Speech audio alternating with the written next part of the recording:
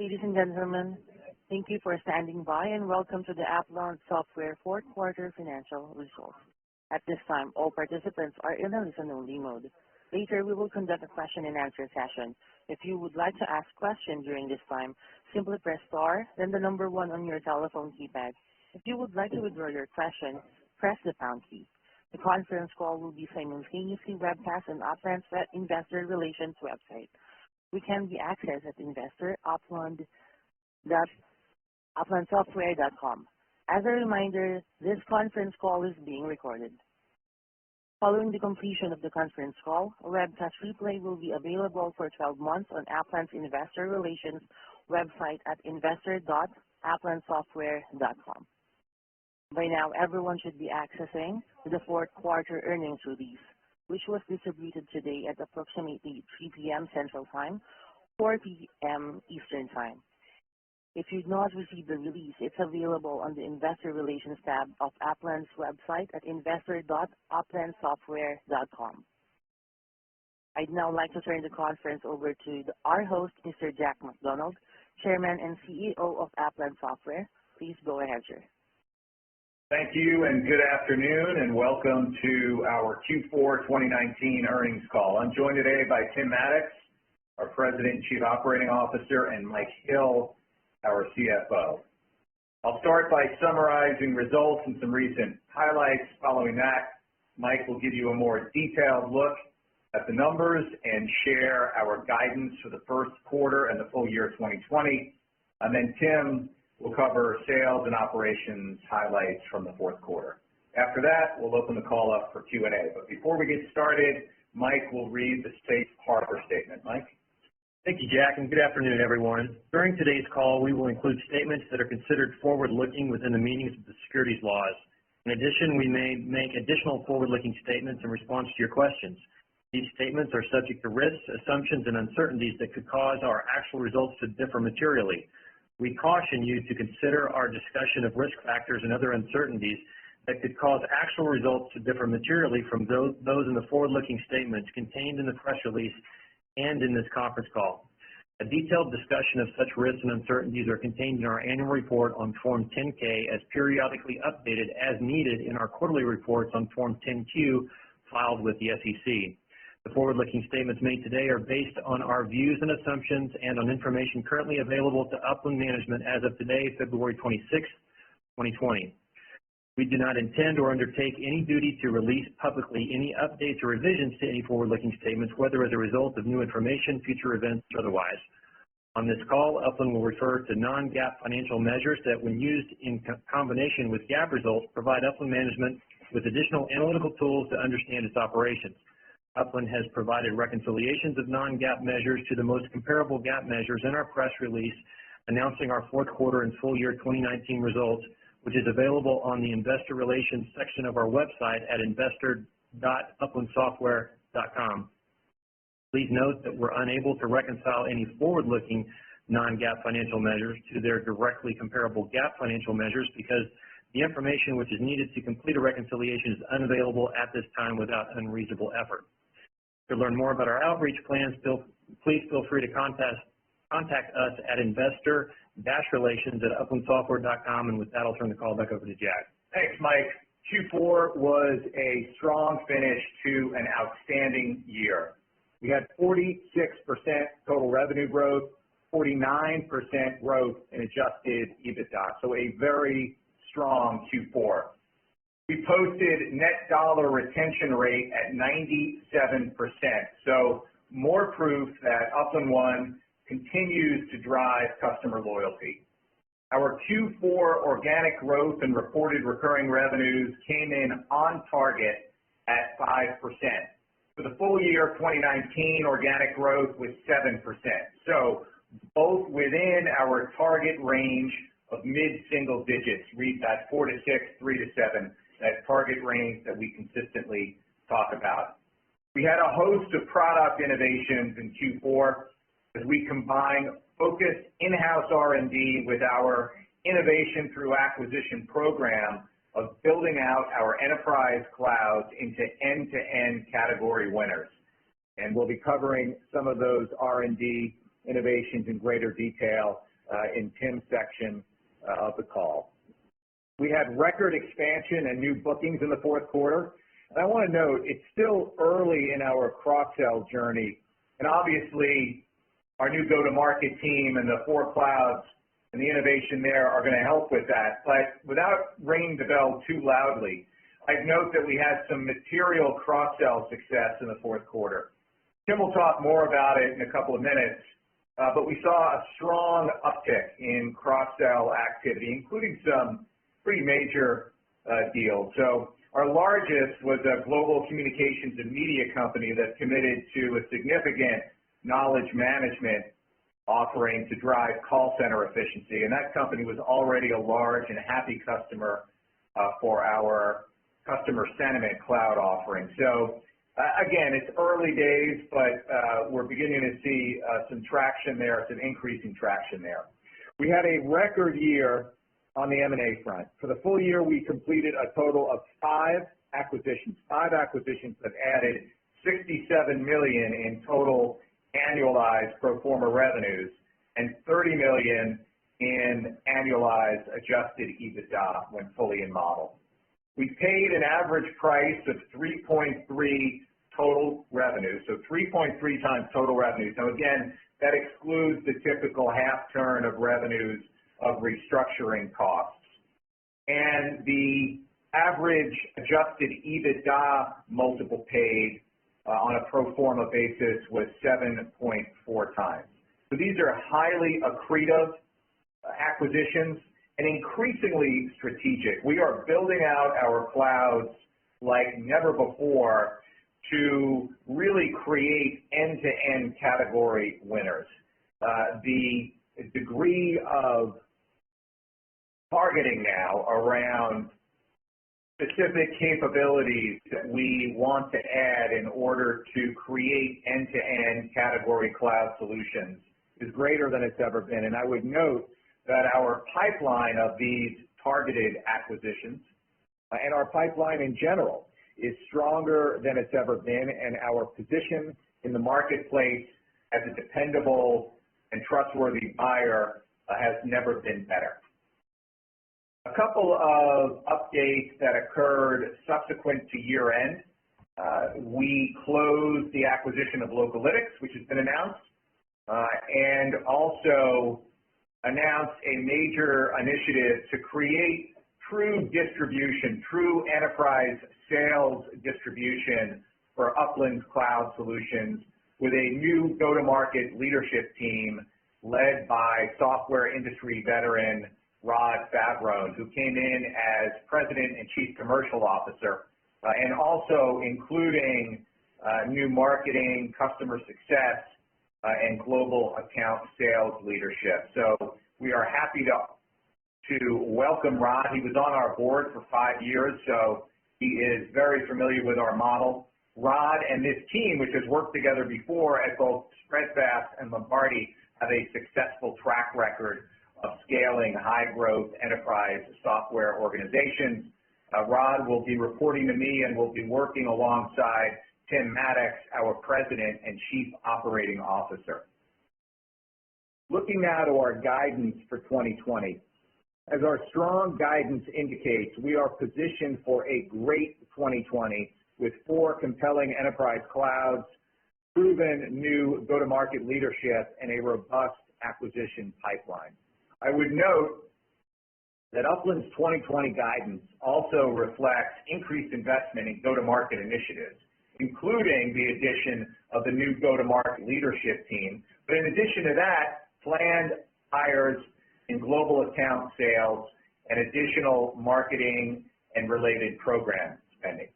Even with these incremental investments, Upland's 2020 guidance reflects a 24% increase in adjusted EBITDA in 2020 over 2019, while maintaining level adjusted EBITDA margins in 2020 at 37%, and with no change to Upland's goal of achieving 40% adjusted EBITDA margins at $500 million in annual revenue run rate.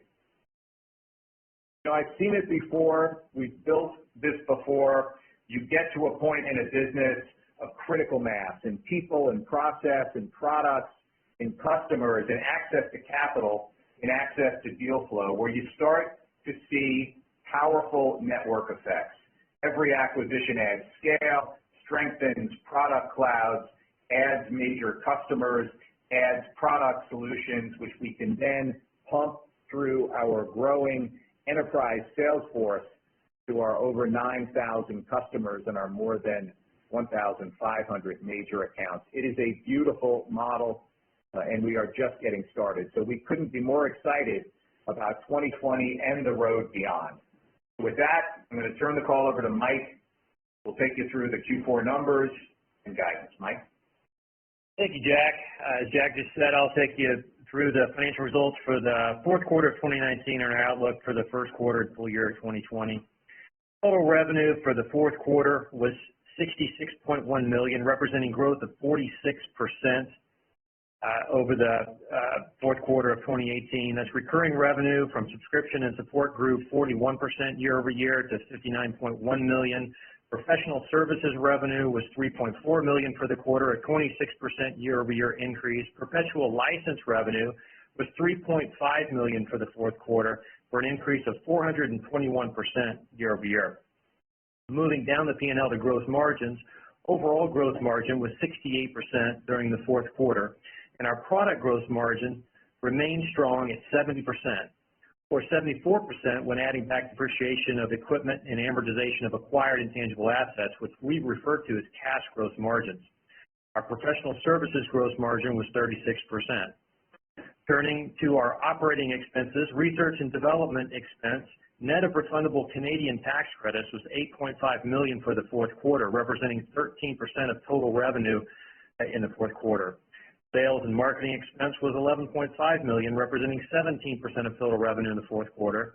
General and administrative expense was $13.8 million for the fourth quarter, representing 21% of total revenue. However, excluding non-cash stock compensation expense, G&A expense was $8.2 million, or 12% of total revenue in the quarter. Acquisition-related expenses were $15.2 million for the fourth quarter, resulting from our recent significant acquisition activity, with 2 acquisitions closing during the quarter and 1 acquisition closing immediately prior to the start of the fourth quarter. In fact, during the period from December 2018 through December 2019, we closed actually 6 acquisitions, so capturing Adestra in there right at the end of 2018, representing combined annual revenue run rates of $85 million acquired. All those acquisitions, all 6 acquisitions, contributed to the acquisition-related expenses here in Q4 of 19, which represents an unusually high pace of acquisition activity that we really don't believe will be sustained as we continue to target 40 to 60 million of aggregate acquired revenue run rate per year going forward. Remember, when we do an acquisition, we have temporary acquisition, transaction, and transformation-related expenses, which generally amount to about a half a turn of acquired revenue annualized run rate. When looking at an acquisition investment, we view these costs as part of the overall cost of the acquisition, but from a GAAP accounting perspective, these costs are considered OPEX. Like other acquisitive companies out there, we back them out when calculating adjusted EBITDA, but of course they also impact operating cash flow. These expenses typically break down as follows. About a quarter of them are initial transaction-related expenses, such as banker fees, legal and professional fees, insurance costs, and deal bonuses. And then about half of the costs are people-related, such as severance and compensation for transitional personnel. And the final quarter of these costs are non-people related costs, such as office lease terminations and vendor cancellations. For each individual acquisition, we tend to recognize 40 to 50% of these acquisition-related expenses in our P&L during the first 3 months post-acquisition. Then they fade down quarterly and are always gone by the first anniversary of the acquisition. Said another way, if we cease doing acquisitions today, then these costs would dramatically decrease in the future quarters and would go away completely within a year. Operating loss was $12.5 million in the fourth quarter compared to a loss of $4.8 million in the same period in 2018. GAAP net loss was $19.9 million, or a loss of 80 cents per share compared to GAAP net income of $1.8 million, or a gain of 9 cents per share in the fourth quarter of 2018. Non-GAAP net income was $17.1 million, or 67 cents per share in the fourth quarter of 2019, compared to a non-GAAP net income of $12.3 million, or 58 cents per share in the fourth quarter of 2018. Our fourth quarter 2019 adjusted EBITDA was $25 million, or 38% of total revenue, up 49% compared to $16.7 million, or 37% of total revenue for 2018, Q4 2018. Now on to our balance sheet and statement of cash flows. We ended the fourth quarter with $175 million in cash. For the year ending December 31st, 2019, operating cash flow was $12.1 million, which implies operating cash flow for Q4 of $7 million. However, included in our annual operating cash flow were most of the acquisition-related expenses in the year of $39.7 million. Also included in our annual operating cash flow was a one-time non-recurring $1.7 million interest payment to settle up our old credit facility, and a one-time acquisition earnout payment of $1.5 million. Normalizing operating cash flow for these adjusting items, 2019 adjusted operating cash flow would have been approximately $55 million, or 67% of our reported $82.5 million of adjusted EBITDA. Although I will note that some of these acquisition-related expenses were accrued in 2019 and will be paid in future periods, so our normalized cash flow conversion rate from adjusted EBITDA is closer to 60%. Furthermore, Upland is cash efficient when looking at income taxes and capital expenditures. Cash taxes for 2019 were $3.6 million compared to cash taxes of $3.3 million in 2018. Upland currently has approximately $276 million of total tax NOLs, and of these, approximately $180 million are usable, which is comprised of $156 million of U.S. federal tax NOLs and the remainder mostly in the UK. We expect to continue to pay around $4 to $5 million per year in cash taxes, mostly in the form of Canada Revenue Agency income taxes, Ireland income taxes, and some U.S. state income taxes. CapEx for 2019 were $1 million compared to CapEx of $0.9 million in 2018, and we generally expect about $1 million a year of CapEx.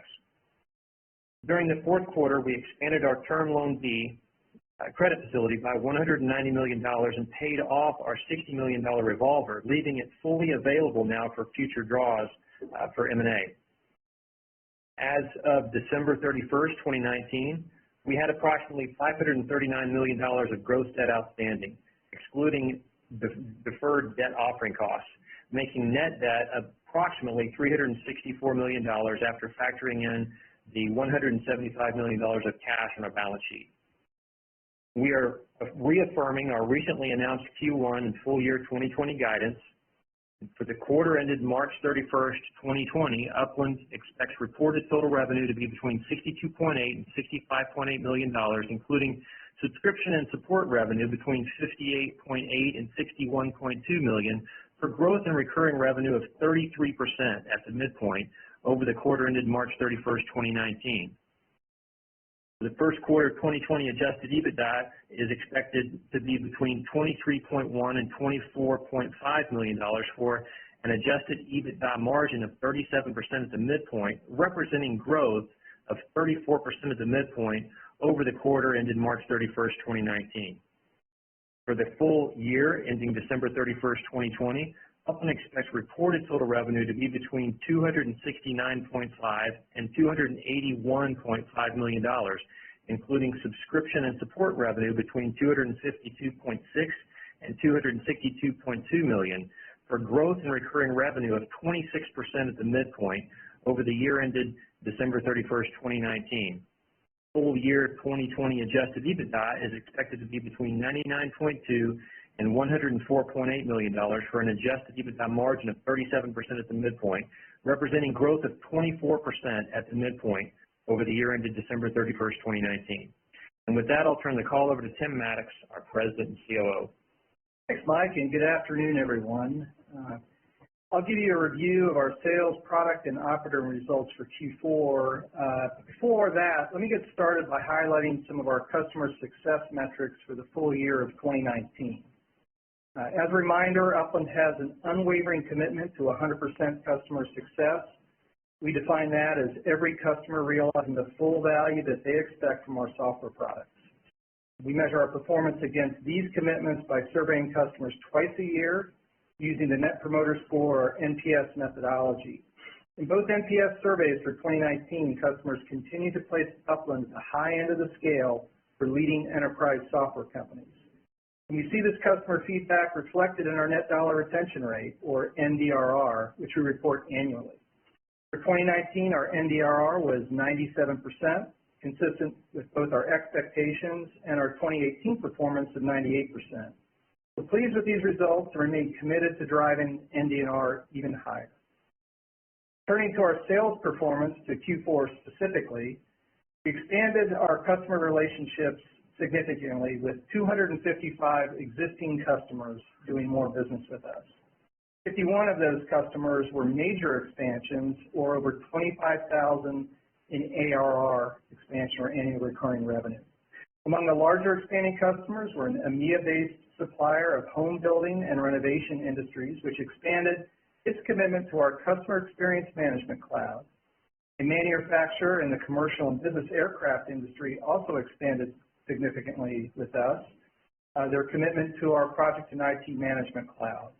And a multinational telecommunications company expanded its commitment to our Enterprise Sales and Marketing Cloud.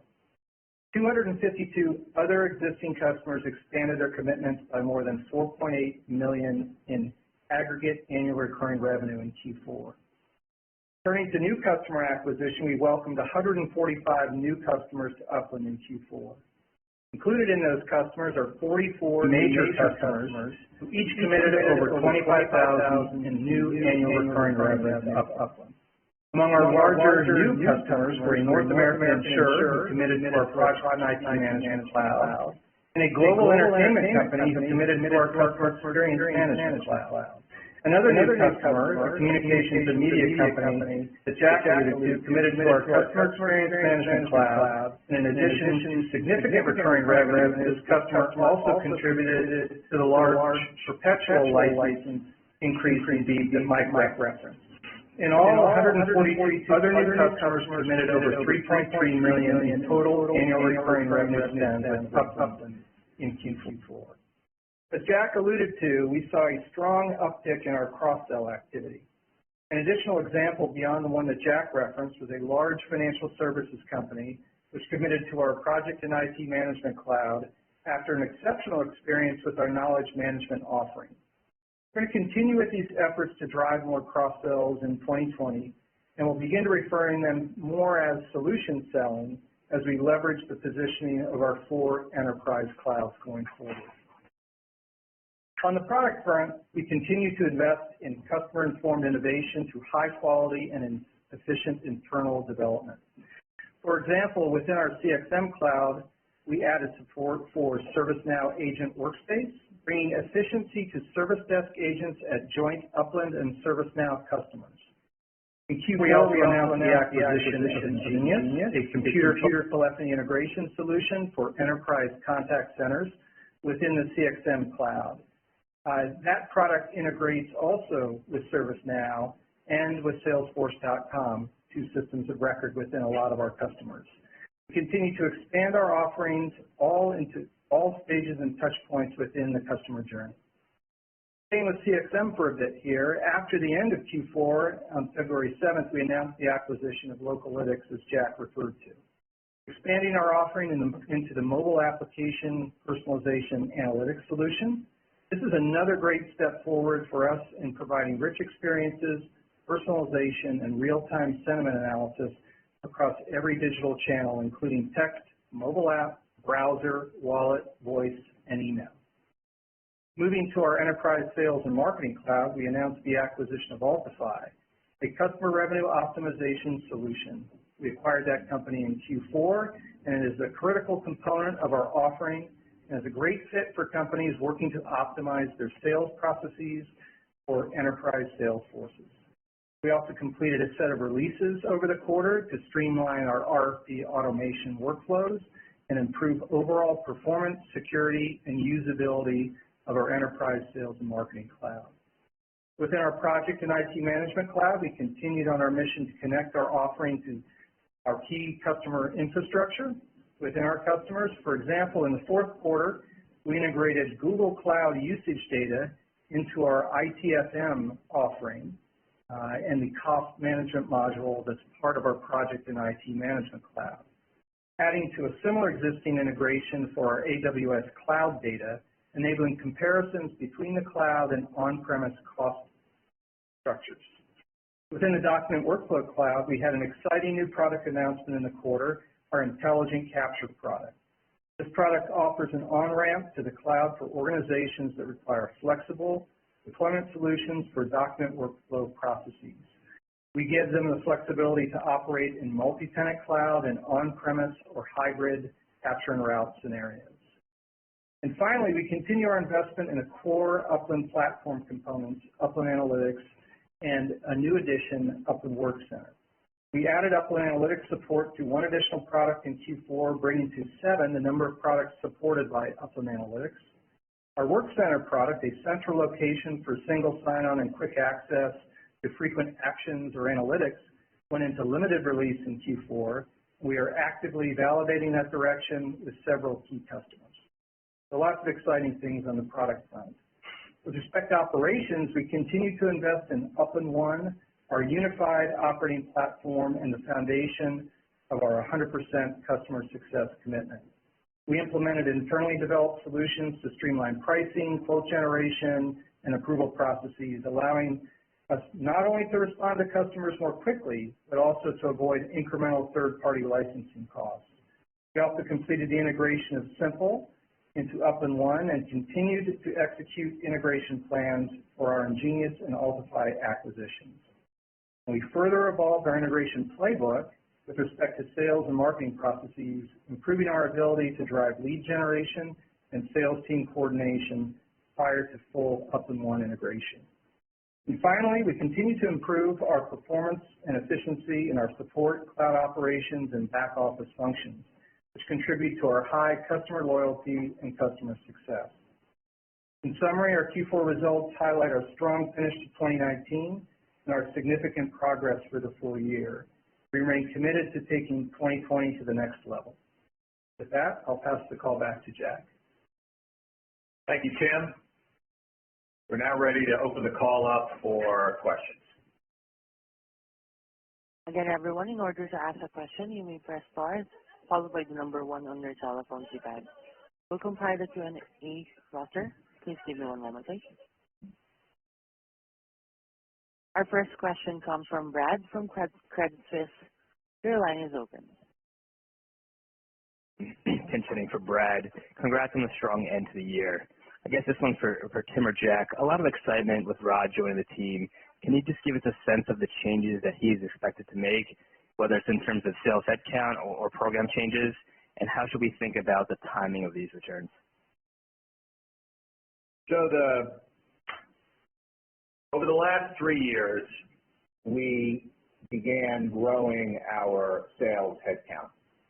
And we've talked about this a number of times. If you go back 3 years, we were a negative 1% organic growth company with maybe 32% adjusted EBITDA margins.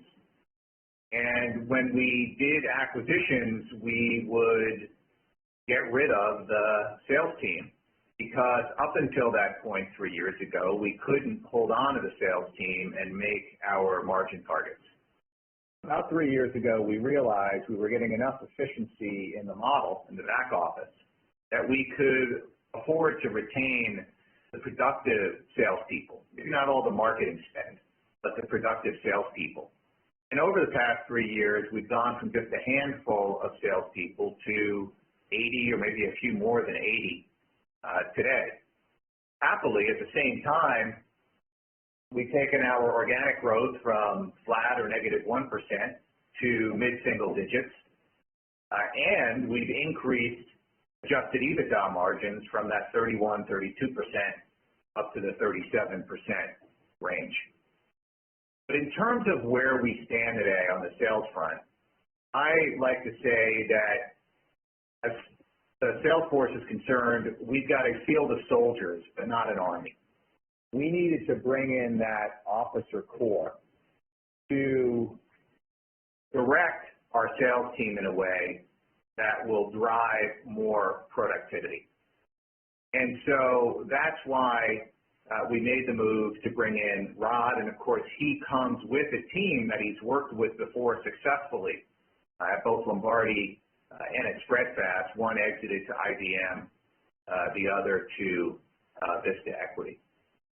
And so this is about that new leadership taking the 40-some-odd million dollars that we currently spend, you know, as Mike just pointed out, 17% of revenue on sales and marketing, and directing it more effectively. And this is the time for us to do it because now we've got that critical mass in large enterprise accounts.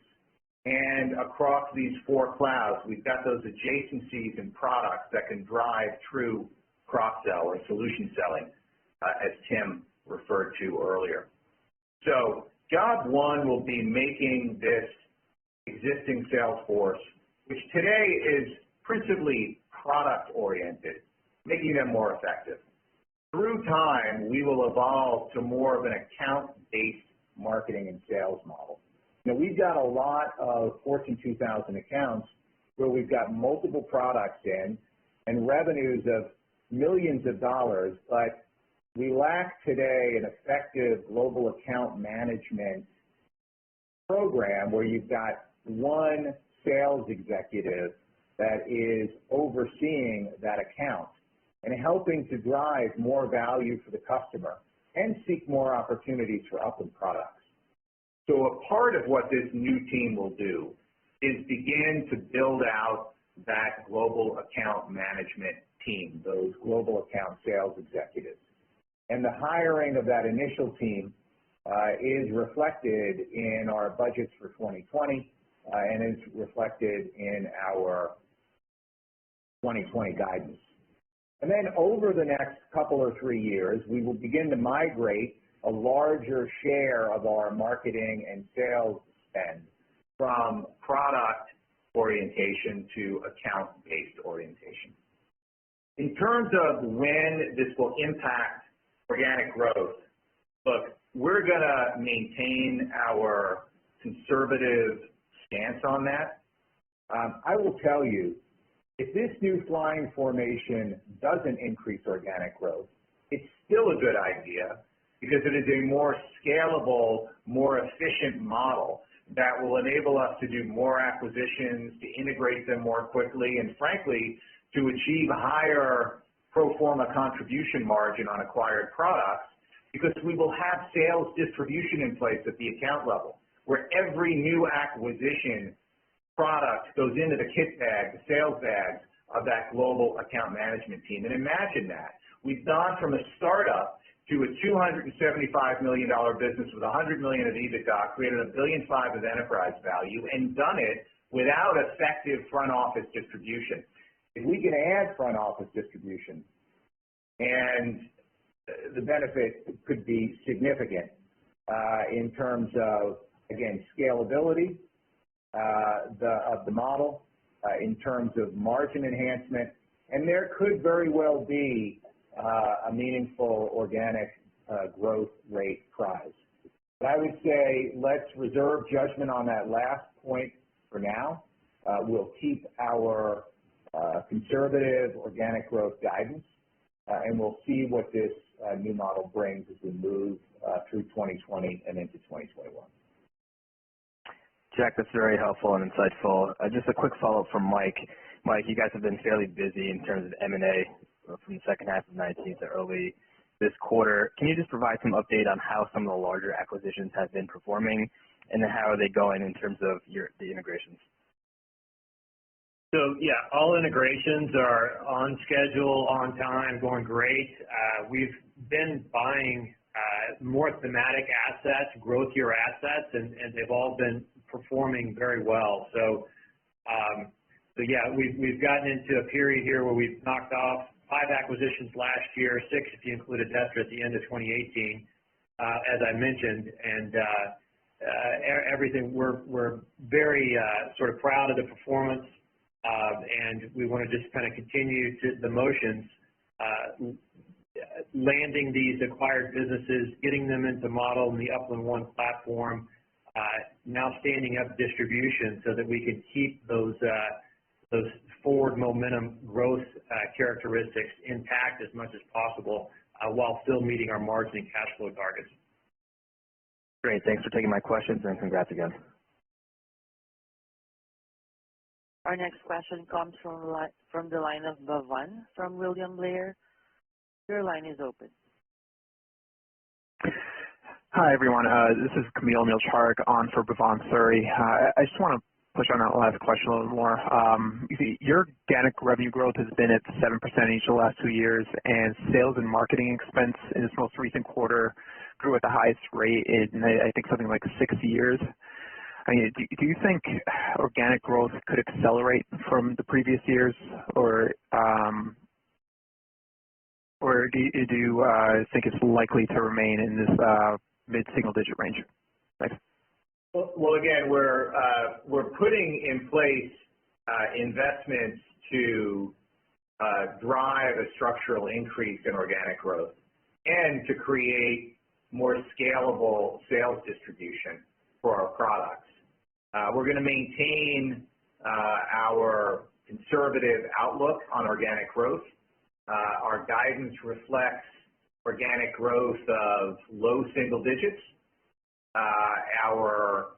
So read that 2 or 3%. Our target is higher than that. We target mid-single digits. Read that 4 to 6, 3 to 7. And again, we'll see how this plays out. This is a long game. We've got a ton of value creation opportunity here by executing against our consolidation play, where we are a differentiated buyer with an operating platform that is a real competitive advantage in terms of our ability to integrate these products, achieve margin, and increase customer satisfaction and build long-term customer relationships. That's going to continue to be the primary driver of growth, but I do think there's more we can do on organic growth. Let's be sober about the outlook on it. Let's give this some time to work, and we will see the results from it. But again, that outlook for 2020 guidance reflects low single-digit organic growth. Our goal remains mid-single digits, so no change on those scores. Okay, thank you. And just as a follow-up, your adjusted free cash flow margin hit a multi-year high in the quarter. What are your expectations for free cash flow generation over the next year, and what do you think free cash flow margin could be once you reach your longer-term target of $500 million revenue? Thanks. Yeah, so as we've talked about, we've got a slide in our IR deck that talks about the conversion of adjusted EBITDA to free cash flow. And as I mentioned on the call earlier, expect about 60%. Now, we did have a good cash flow quarter here in Q4. It was good to see. But, you know, those benefited by some timing differences in our favor here in Q4. Some of those things will normal out. So we had a 67% conversion to adjusted free cash flow, as I said, probably more normalized around 60%. So if you take our adjusted EBITDA run rate, the $102 million, you take cash taxes off of that, which is around $28 million a year. Cash interest about $28 million a year. Cash taxes $4 to $5 million a year. Cash sales commissions that are deferred around $5 million a year, $5 to $7 million a year there, and about $1 million a year of CapEx. Those are the main conversion items. That'll get you to about 60%. Now, we talk about these one-time acquisition-related costs. That's obviously contingent on the frequency and amount of acquisition activity we have. We've talked about targeting 40 to 60 million of acquired revenue run rate per year. And we talked about those costs being about a half a turn of acquired revenue. So at 40 million acquired per year, that's 20 million of these costs. At 60 million, that's 30 million of these costs a year. That would be on our affect our operating cash flow or free cash flow. So let me know if that doesn't walk it for you. That's great. Thank you. Our next question comes from the line of Brent from Jefferies. Your line is open. Thanks. Just a couple questions on the go-to-market. Great to see the investments. I guess just from your perspective, kind of how you expect the timing of those investments and when you expect them to take hold. And secondarily, when we've seen past changes like this historically in the industry, there has been, some drag and disruption that filters through. Are you anticipating any of that friction in the guide, or are you just envisioning that this is going to be just much better and there's really not going to be any friction during this transition? Thank you. I don't anticipate any friction during the transition. What we're doing is adding more senior experienced executives. Rod will be driving go-to-market. Jim Rudden, who came out of Spreadfast and Lombardi, brings a level of marketing and product management expertise that we haven't had in the company before. We've seen a miracle on the customer success side. And Joseph Rodriguez, who will be growing the global account management team. Those are all additive. We're not going to be changing or reducing our existing sales motions. I think this team will be catalyzing that existing spend to make it more productive. Again, we don't want to raise any numbers right now because we're going to be conservative and these things take time, but I don't anticipate any disruption from that. We also have in the budget, the addition of that first team of global account managers. So again, they'll be out there ramping up. Their costs are in the model, but we're assuming no productivity from them in our outlook. So I think we've modeled this in a conservative way so that the additional cost associated with these initiatives is reflected in our guidance, but there is no incremental revenue from these investments reflected in our guidance. I think that's from an investor standpoint, in terms of how we're built as entrepreneurs and managers, that is the most conservative, best way to go. Probably not what most people do, but I think it's a better way to do it. Thanks for the call. Our next questions come from the line of Jeff from Craig-Hallum. Your line is open. Great, thank you. Several from you guys. I wanted to start briefly with on the revenue lines there. Obviously, a big license quarter. Talk about this customer that I think you said was a knowledge management add-on for call center efficiency.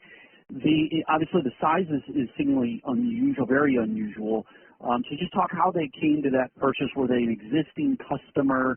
Was everything else they have subscription, and this is the first license? Just put a little more color around that big license number. Yeah, Jeff, good question. They were a very satisfied and happy customer of our customer sentiment offering in one aspect of their business. So they're a large global company.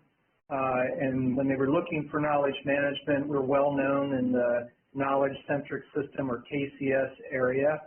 And so we came up on their short list of companies, and when they saw that we were owned, that offering was owned by Upland, and they knew that they were using us in another area, they talked with their colleagues as part of their evaluation process, heard about our customer-centric approach, our defining the value that a customer receives in their terms, and delivering on our commitments. And that gave them comfort, such that when they saw the expertise in the knowledge management area, they wanted to go forward. Now, this was interesting, too, in that the industry itself, it's a very somewhat small network of people, and so they talked to others within the industry that were buying this offering and heard fantastic recommendations from that as well. So this knowledge management area is super important for call center efficiency.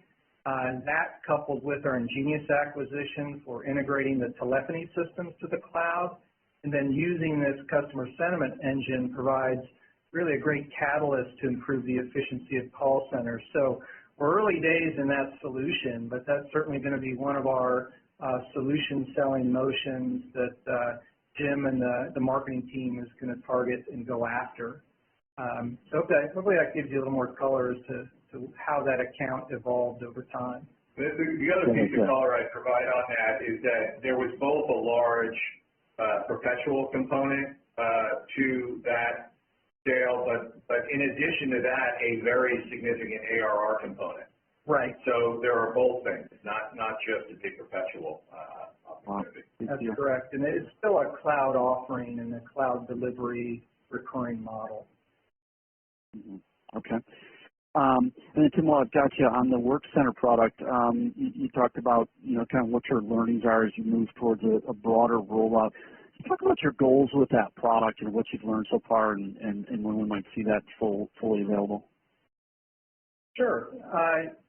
It's really a powerful concept as we bring different products, different features, if you will, for solutions and get exposure of those to customers. One of the ways we'll do that is through our marketing and selling efforts, but we felt like with the product itself to provide this dashboard that showed real value-added metrics in a dynamic way would be a great way to introduce those features as well as make sure that the value those features were providing was being exposed to the customer. So that was really the premise of it, to bring it all together in the form of a dashboard. Different personas could be at the executive level, someone running a professional services organization as an example who wants to see the projects and where they are from a delivery perspective, the costs associated with those projects, the customer sentiment around those projects, the RFPs associated with new projects and new statements of work, customer references that might be related to work that has been delivered. So bringing all of those things together, knowledge management, of course, a component as well. The idea was bring that to the forefront in terms of a dashboard that someone, in that example, running a professional services organization could leverage. Feedback has been very positive. We're early in the product cycle here, so we're learning a lot about that. But we're optimistic as we introduce it to more customers, both existing ones where we want to introduce the broader solution set to, as well as a new opportunity to show this broader vision in each of these clouds. And what I would add to that, right, so Upland Work Center is a single pane of glass, and you're going to be able to use it to consume, visualize analytics, take actions across multiple products at once, right? In a sense, it becomes this powerful window, and it is the manifestation of what we're building, end-to-end solutions in each of our clouds that are category killers. We've got it out now in beta in our professional services automation offering. We'll continue to run the traps on that through this year, and then we'll begin rolling it out in additional cloud solution suites. So that's the status in terms of rollout. Got it. Great. Great then. And then the last one, Jack, just your thoughts with respect to the acquisition pipeline, specifically with respect to prices. Your rumblings about pricing and price pressure in terms of expected multiples people are asking, wondering if you're seeing the same, and then also along that vein, just your latest thinking in terms of the appropriate levels, max levels that you would feel comfortable with on a debt to EBITDA range. So in terms of acquisition multiples, no real changes.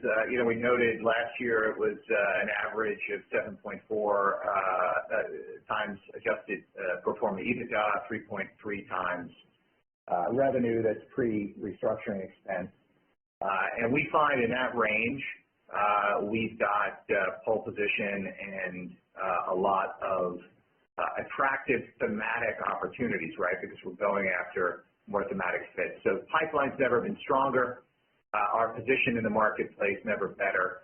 And we love where we're playing this sub $25 million, sub 20% organic growth market. So love it. And I think if anything, you're going to see supply growing dramatically over the next few years as 150 billion plus of VC investment in cloud software companies begins to age out of portfolios. So I feel very, very good about that. In terms of leverage, as Mike and I have said many times in the past, the target is 3 to 4x. We're willing to go higher than that transitionally as long as we have a path back down to it, into the mid-4s range.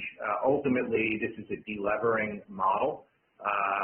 Given the fact that we're not going to chase inorganic growth, we're going to continue to target that 40 to 60 million of M&A. We'll have some bigger years like last year. We'll have some smaller years. We're already off to a very strong start in 2020.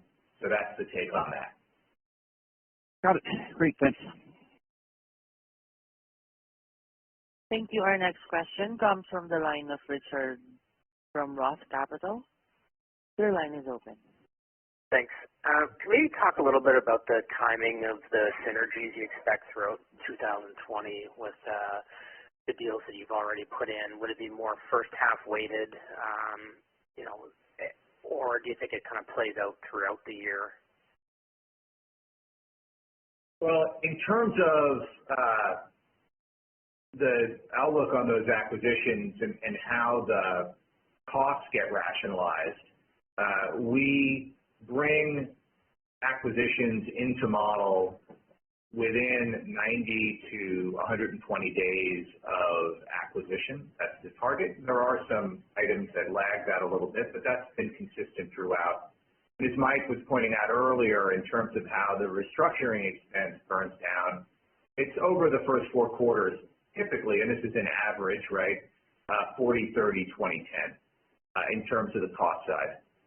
In terms of the product side and the go-to-market side, I will tell you, and again, I don't want to raise expectations. We're going to maintain a conservative outlook because I do believe it'll, we're not going to see a miraculous change overnight. But we're having conversations today, day one on integration about how we're going to bring products to market in a way that we weren't doing even 6 or 12 months ago. And so the degree of product fit that's required for us to bring a new product on board, and the go-to-market that we anticipate, the cross-sell, the +1 motions that we want to activate day one, it's a different level of maturity around that go-to-market than we had even 6 or 12 months ago. So hopefully we'll start to see a quicker realization of the go-to-market synergies from these acquisitions. Again, the cost synergies will play out as described. And can you talk about sort of the puts and takes in your analysis when you're looking at acquisitions, or your preferences for either matching verticals you have, adding a strategic vertical, where they are geographically, even internationally, because you've stuck your toe into that, or even scale? How do you try to weed out which to go after first, how to prioritize them? So first, we want to see a strong thematic fit. Is this going to build out one of our cloud solutions today? Is this something customers want to buy from us? We want adjacencies. If you look at what we just did with Localytics, most recent acquisition, we've already got a powerful CXM offering, and these CXM platforms are about orchestrating customer journeys, right? Our big customers who have B2C motions are engaging with their customers increasingly these days online in terms of discovery, in terms of nurturing, in terms of purchase, and ultimately advocacy. And they need to be able to have personalized, our clients do, they need to be able to have personalized conversations with their customers at scale across multiple digital channels. So we already had a ton of strength in SMS, texting, and RCS. Now added on to that earlier last year, email marketing automation. Added on to that the feedback loop of customer sentiment analysis. Added wallet and couponing capabilities.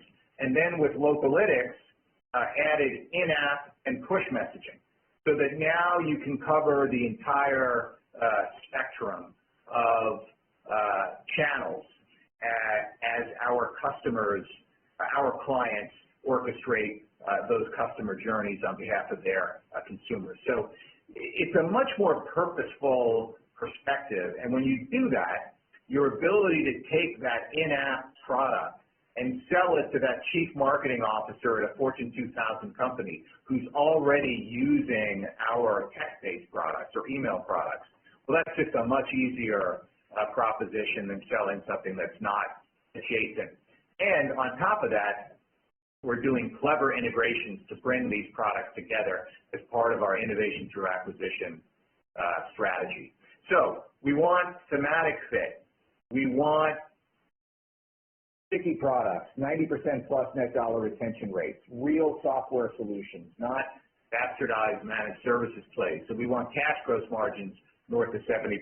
We want to see a Fortune 2000 customer base for at least 80% of the revenue, because that's where our land and expand model works best. We want to see average major accounts north of 25,000 ARR, and we like to see at least a handful of accounts in the $300,000, $400,000, $500,000 range in order to show the scalability of the product. And we'd like to see organic growth north of 15%.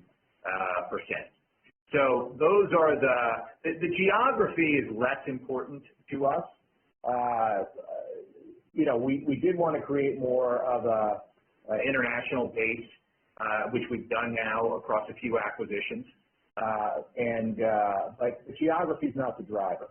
So if we have those inputs, then we can bring that product on our platform. We can be running it at 45 to 50% contribution margin. And hey, you know, 3 years ago, we used to take that organic growth from 15% down to 0. Now we're taking it from 15% to 5%. Because, you know, we're taking a ton of cost out of the business. The challenge for us is to take it from 15% to 10%. And that's why we're making the investments we're making in go-to-market and why we're clustering products, buying more thematically and buying higher growth. Great, thanks. Our next question comes from the line of Terry from SunTrust Robinson. Your line is open. Yeah. Thanks for fitting in. I'll make it easy. I won't ask like 2 or 3 questions. I'll just ask one question, and it's related to one of your cloud product families around sales and marketing. You know, as we're doing research and talking to lots of software companies just in our day-to-day job, we hear sales enablement like every time, and they're talking about how they're doing more in sales enablement. So my question really relates to, you've got a family of products in that area of sales and marketing. You know, what are you seeing in terms of RFP activity and just strength around sales enablement and a lot of those products you have in that product family? And it's also interesting to me, you're talking about account-based marketing. That's another buzzword we hear a lot. So I know we hear and we talk about CXM, but I would love to hear more about the vitality of sales and marketing as a growth engine, maybe even on the organic side. Thank you. That's it for me. Yeah, thank you, Terry. We're incredibly excited about the opportunity there. You know, it's interesting. In a way, the Altify acquisition was really the thing that brought that entire cloud together. In a sense, we bought the ornaments before we bought the tree. You know, we bought a first-rate RFP automation platform. We bought a first-rate customer reference management platform and a first-rate sales content creation, collaboration, and distribution platform, all of which were serving large enterprise accounts, right, that have a principally B2B motion and a sophisticated, oftentimes regulated, but not always, sales process. What we were missing was the tree to hang those ornaments on, and that's what Altify does. That was a fourth quarter acquisition. The category is called customer revenue optimization, and it's really about taking best practices from sales methodology, and you can choose your own sales methodology or it comes with a sales methodology embedded.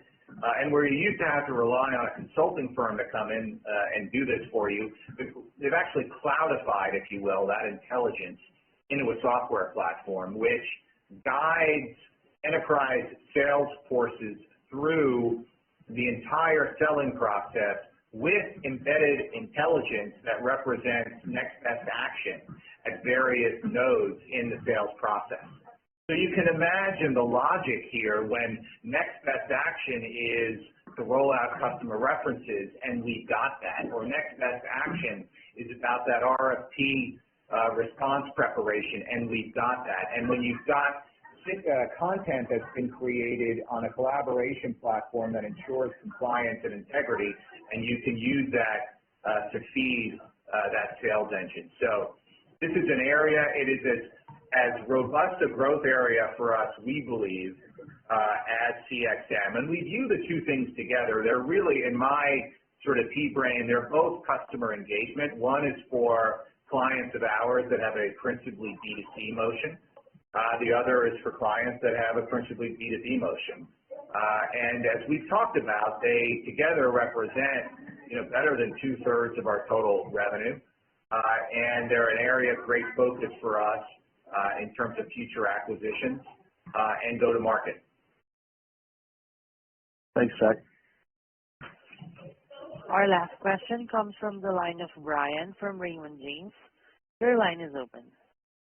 Great, thanks. This is Alex Sklar for Brian.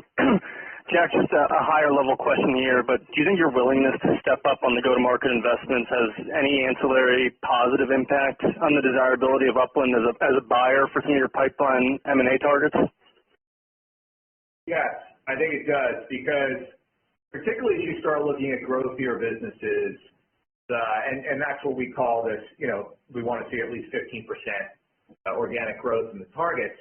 And these are, well-positioned products. Being able to make the point to that seller that not only will we be a great home for your product and a great home for your customers and a subset of your high-performing people, but that you now fit into a broader vision of how we're going to own a category, how we're going to build an end-to-end winner in a category. And this is how we're going to go to market together, and this is where we share accounts today, and these are the plus ones, as we call them, where we're going to take your product and sell it into ours, and our product and sell it into yours. And it was something that was talked about before, but now it's being executed against on day one. That is invigorating, and the level of enthusiasm.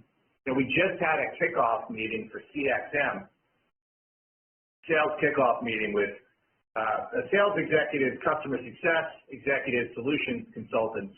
And it was wonderful because the Localytics acquisition, which just closed, their team was here in Austin for that. And the degree of excitement from sitting and talking to those folks when they see the bigger picture. And these are companies, like in the case of Localytics, where they had email marketing automation and SMS text-based delivery on their product roadmap. The things that they were going to have to raise more money to go try to build from scratch or partner on.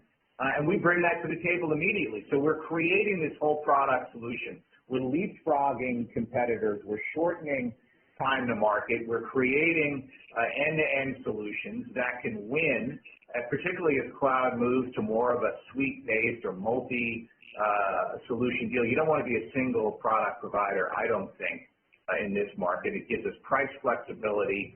And it gives us a wedge through which we can deliver tons of value to customers and build long-term profitable relationships. So it's a great question. It's a great insight. It is important. Great. Thank you. No further questions. Presenters, please continue. Great. All right. Well, thank you all for your time this afternoon, and we look forward to seeing you on our next earnings call. Thanks very much. And that concludes today's conference call. Thank you for participating, everyone. You may now disconnect.